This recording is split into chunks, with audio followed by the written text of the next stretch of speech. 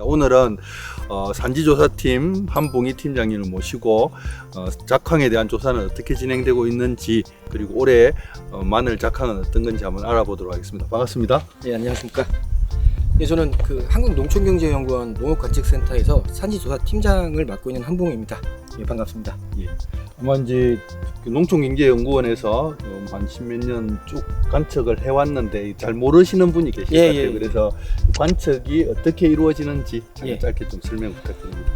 마늘로 예를 들겠습니다. 마늘은 저희가 전화조사 또는 이렇게 생육 실측조사, 재배면적 실측조사, 이런 실측조사들을 통해서 정보를 만들어내고 있습니다. 그래서 예를 들어서 마늘의 면적이 작년 또는 평년보다 어떻게 되겠다, 그리고 생산량이 어떻게 되겠다, 이런 걸 예측을 합니다. 그 예측값들을 가지고 그럼 올해의 마늘 수확기 때의 가격은 어떻게 되겠다, 이런 것들을 관측을 해서 정보 제공을 하고 있습니다. 주산지들이 좀 많을 건데요. 네, 이런 포전은 어떻게 선정이 되는지. 저희가 먼저 지역을 선정하는 기준은 농업교영체 등록정보에 있는 그 재배 면적을 기준으로 해서 상위 주산지 개념으로 들어가는 그 지역들을 저희가 선정을 하고요. 시군 단위로 선정을 하고요. 그 다음에서 재배 면적 기준으로 층화 구분을 합니다. 예를 들어서 100헥타, 200헥타, 300헥타 이런 식으로 층화 구분을 해서 거기에 해당되는 포전을 선정을 하고 있습니다. 예. 그래서 오늘 작년 6월에 이제 포전에 와서 이제 하신 것 같은데, 작황 조사는 어떻게 어떤 내용으로 하는지 좀 말씀해 주십시오. 저희가 마늘 생육 실측은 2020년부터 시작을 했습니다. 현재 횟수로 5년째고요. 저희가 조사하는 내용은 크게 지상부와 지하부로 나눌 수가 있는데, 지상부는 초장, 잎의 길이죠. 초장, 그리고 엽수, 그 다음에 엽초장, 그러니까 줄기의 길이, 그리고 엽초경, 줄기의 두께를 지상부의 정보를 수집을 하고요. 그리고 지하부는 그 마늘 인편 분화가 일어난 이후에 구의 크기, 직경이죠. 직경을 측정을 하고요. 그 다음에 구의 무게를 측정을 하고 있습니다. 측정하는 기간은 2월 중순부터 4월 중순까지는 15일에 한 번씩 조사를 하고요. 그 이후에는 수확기까지는 10일에 한 번씩 저희가 조사를 하고 있습니다. 이 끝에 고사엽이 저희가 5cm가 넘으면 따로 포함을 시키진 않고요. 네. 고사엽 5cm 전까지만 재고 있거든요. 그래서 고사엽을 제외하면 77.3cm가 나오네요. 저는 육안에 보이는 1cm 이상의 엽을 전부 세주시면 되고요.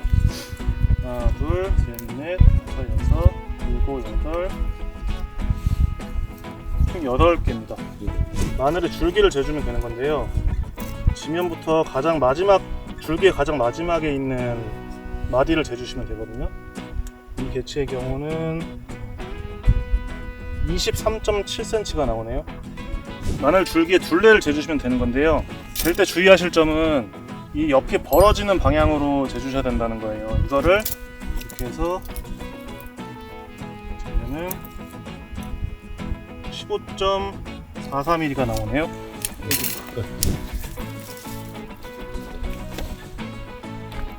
137g. 37.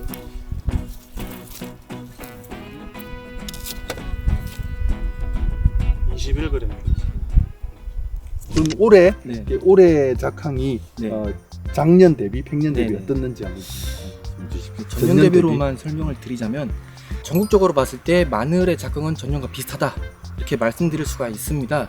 그렇지만 일부 지역에서는 3월달에 기온이 좀 낮았고요. 그 다음에 강우가 잦았기 때문에 생육이 좀 지연된 부분이 있습니다.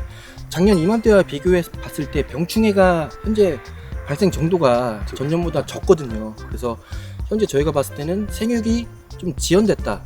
그렇기 때문에 향후 기상 여건만 받쳐주면 충분히 작년만큼 따라갈 수 있다, 이렇게 판단을 하고 있습니다. 병해충은 작년보다 좀 작다. 예, 맞습니다. 그리고 기상의 영향으로 비가 많이 오고 일조량이 적은 관계로 생육은 좀 지연이 되었다. 그런데 지금부터 이후에 기온에 따라서 생육이 더 빠르게 이제 될 수 있겠다라는 이런 식으로. 실측하는데 하얀 깃발이 있고 노란색 깃발이 있는데 이거는 어떤 거죠? 네. 이쪽에 지금 흰색 깃발과 노란색 깃발 두 개의 깃발이 있는데요. 이쪽에 보이시는 흰색 깃발은 저희 생육 실측 조사를 하는 구역을 표시하는 깃발이고, 이쪽에 보이는 노란색 깃발은 생산량 실측 조사를 하는 구역을 표시하는 깃발입니다. 원예학을 좀 되게 젊으신데 어떻게 이런 관청 일을 하게 되셨는지? 저는 전공이 원예학과라 우리나라 농산물에 관심을 갖게 돼가지고요. 그래서 직접 발로 뛰면서 생육 실측도 하고 영양도 조사하고 이렇게 직접 일선에서 일을 해보고 싶어서 지원을 하게 됐습니다.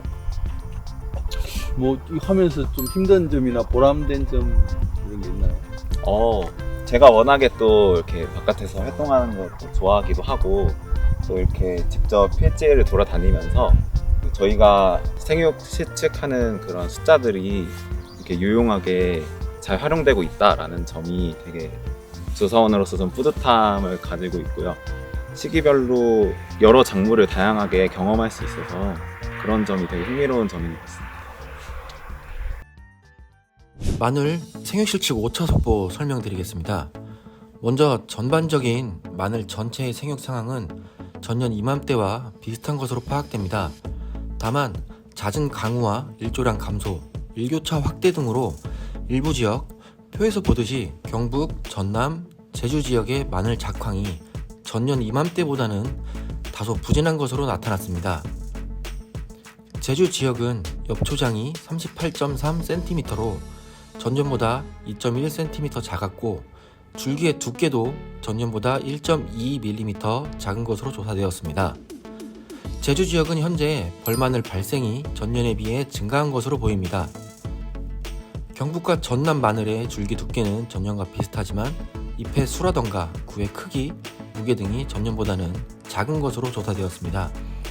이는 저온과 강우 등으로 생육이 지연된 상황으로 보이고 일부 병충해가 발생하였지만 발생 정도는 전년에 비해 적은 것으로 파악되었습니다.